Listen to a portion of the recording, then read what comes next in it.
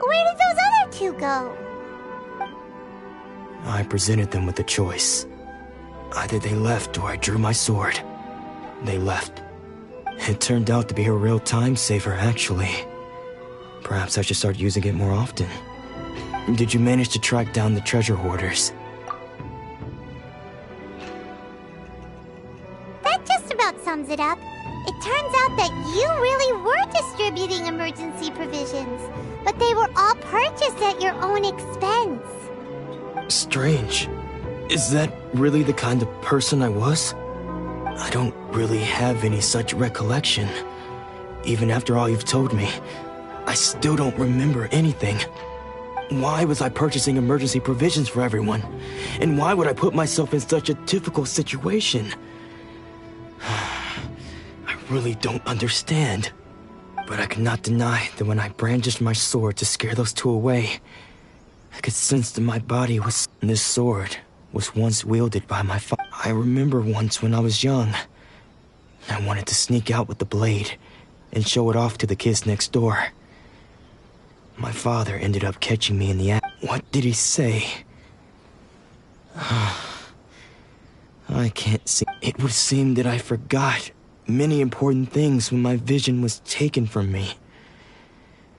So many memories gone. All I can remember now is my father telling me that this blade bore his life's creed.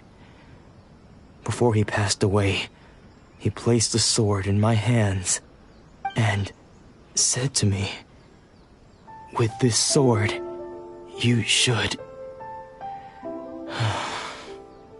Hey, if you look carefully, there seems to be some words engraved on the hilt. Can you recognize the words? Virtue and justice? Somehow those two words seem to explain everything now. Taking on seemingly endless debts to make others happy. I guess that must have been my greatest ambition after all. But what use are virtue and justice? I purchased the provisions for those in need, and look how things ended up. The Tenryo Commission seized my vision, and the very people I was so desperately trying to help refused to understand me. And the irony of all of it is, I somehow still felt sorry when threatening them with my blade. I'm incapable of being a good person, yet I'm equally unable to be bad. I don't know what to do with myself. Yet another troubled soul. When we get the chance, let's speak to Toma about Kurosawa's debt. The Yashiro Commission would surely help cover his expenses. In any case, we must never let him sell off that sword.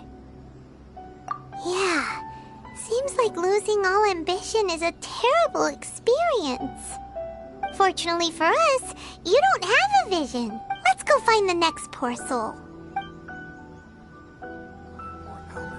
Don't worry, Hatsuko will be fine.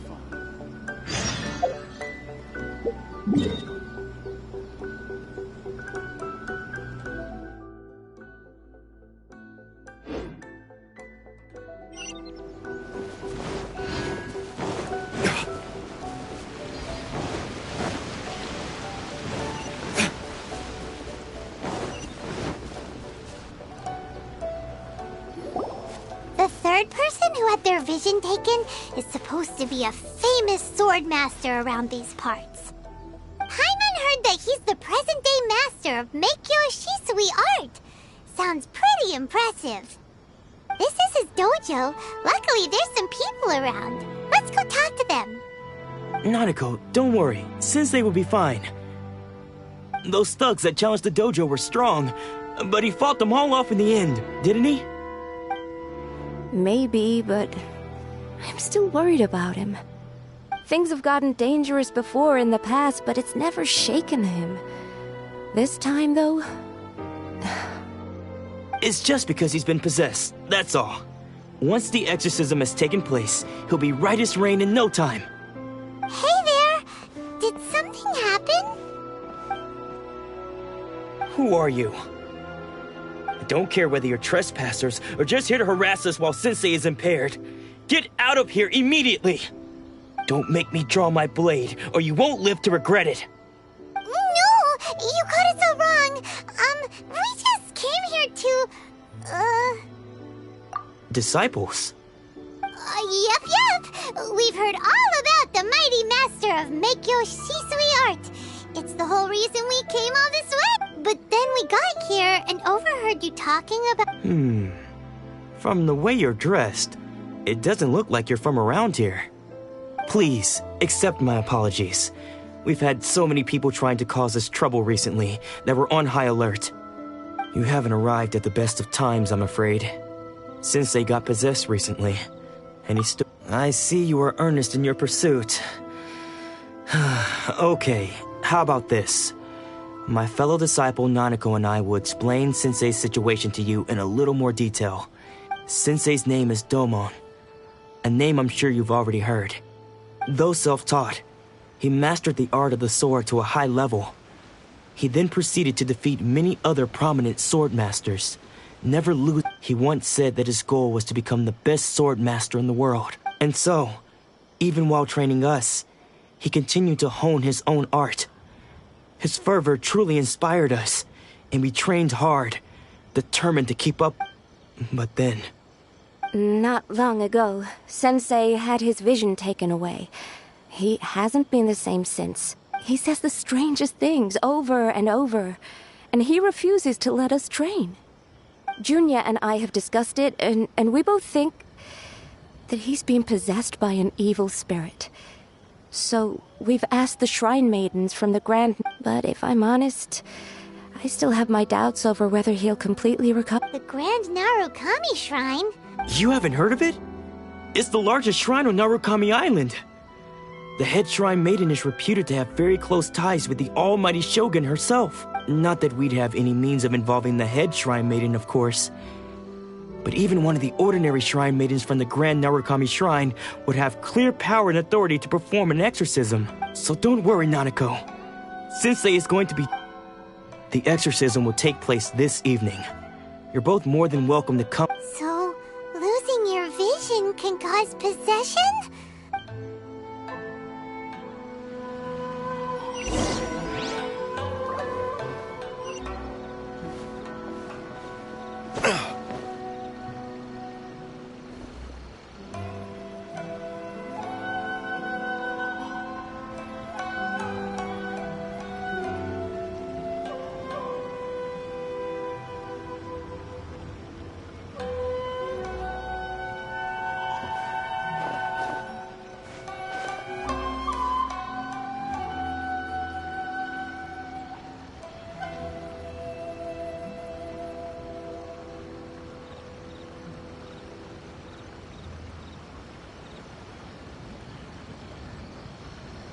You should really bring the Knights of Favonius with you next time.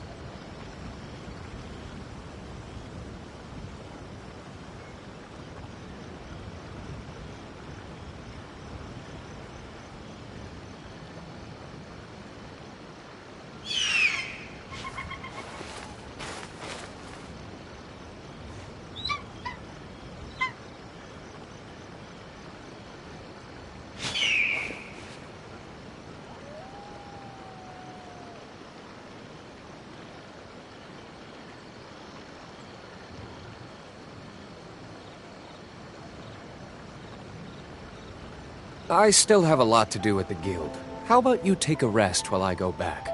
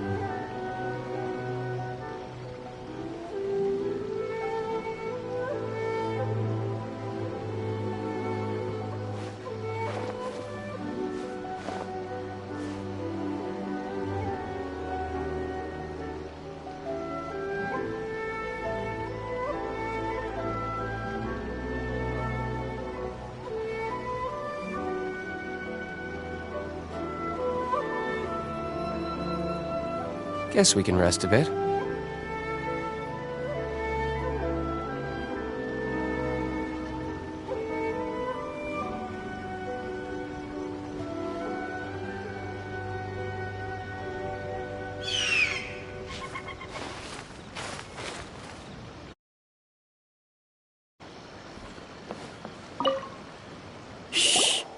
So you decided to come. It's a good thing you didn't arrive any earlier. You would have had to witness Sensei in one of his fits of madness.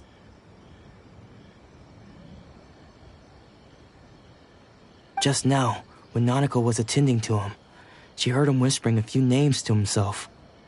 When she asked him who the people were, he suddenly looked panic-stricken and pushed her away. It looked like he was in great distress. He was covering his ears and looking frantically around him with bloodshot eyes. All the while he kept calling those names. Some of them we knew, others we didn't recognize. But they all seemed to be the names of sword masters he had defeated in the past. One of them was Anzai. He used to be a fellow disciple of Sensei's, his senior, in fact. But Sensei defeated him in a duel many years ago, and he has been a wanderer ever since. Sensei wouldn't stop calling his name. Thankfully, the shrine maidens managed to subdue him, so the exorcism can finally continue. The ritual has now begun. All we can do is patiently await the result. Here's hoping Sensei will be back to his normal self very soon. Please, excuse me for a moment while I fetch some water. If he wakes up, he is sure to be thirsty.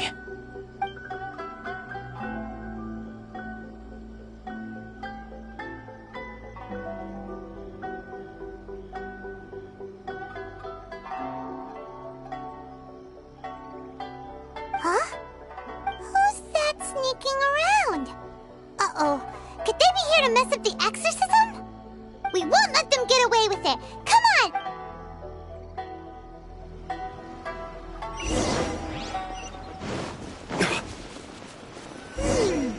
Seems they aren't here. Should we keep going further up?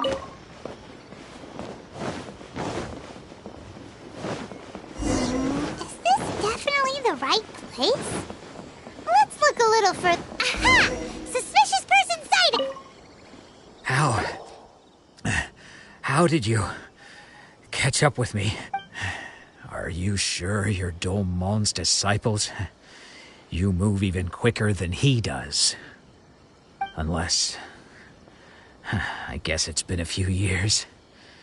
Maybe his skills have improved again. Excuse me? We're the ones asking the questions here. First off, who are you? And what are you doing sneaking around these parts? You seem like bad news, Mr. Bad news? I'll have you know I trained side by side with Domon back in the day. Long before you ever showed up. I don't care to talk about that time anymore. But if you must know, I am Domon's senior. His senior? Wait. Anzai? Yes, that's me. Because I don't wish to see Domon or anyone else associated with him ever again. When we were young, we trained under the same sword master, studying Make-Yoshi Sui art together. I had begun training 5 years before him, and everyone looked up to me as a steady and dependable older practitioners of Make-Yoshi Sui art seek to achieve stillness of mind, freedom from all agitation. So the majority of disciples are indifferent to rank and reward. I was no exception. But Domon was different. The first thing he did when he joined was go straight to our sensei and ask him, with a beaming smile on his face, how to become the best in the world. Sensei scolded him and told him that the art of the sword should not be used for such vain ends. Sensei said that coveting the title of the best sword master, barely days into his training, showed that he had a fickle mind, and that this would impede him from ever mastering the blade. I thought so too at the time, but Domon began making swift progress in his training and even started catching up with me. Only then did I realize that it was Domon who had long since freed his mind from all agitation. He was consumed by his singular desire to become the best in the world. He sought nothing less than perfection in the art of the sword, and nothing could deter him from this goal, no matter what stood in his way. Sure sounds like he meant business. So how come you don't want to ever see him again? Because until he arrived, I was convinced that I would succeed our sensei as the master of Meikyo Shisui art. Of all the disciples, I was the most gifted. I had trained the longest. Everyone had high expectations for me. Domon's arrival changed everything. When we sparred, I lost not just the match, but my pride and my status too. I fled the dojo that day and never looked back. Later, I heard that he sparred with Sensei too. Sensei was advanced in years by then, and unfortunately that match used up every last ounce of energy in his body. After that, I wanted nothing further to do with him. Deep down, though, I still respected his mastery of the blade and his commitment to the art of the sword. So, when I heard rumors that he had lost his mind, my first reaction was to dismiss them as false. How could he, of all people, have lost his mind? His mind was the sharpest of them all. He had practiced Meikyo Shisui art to perfection. I decided to quietly come and see if it were true. Then, to my complete astonishment, I heard him call my name. I thought mine was a name he had long since forgotten. So you see, I came here not to cause him any harm. I just wanted to see for myself. Okay, you've heard my story. You should get back now. The exorcism is probably finishing. Seems like we got it wrong this time. He wasn't here to mess. Still, Paimon's not sure we should bring him back with us.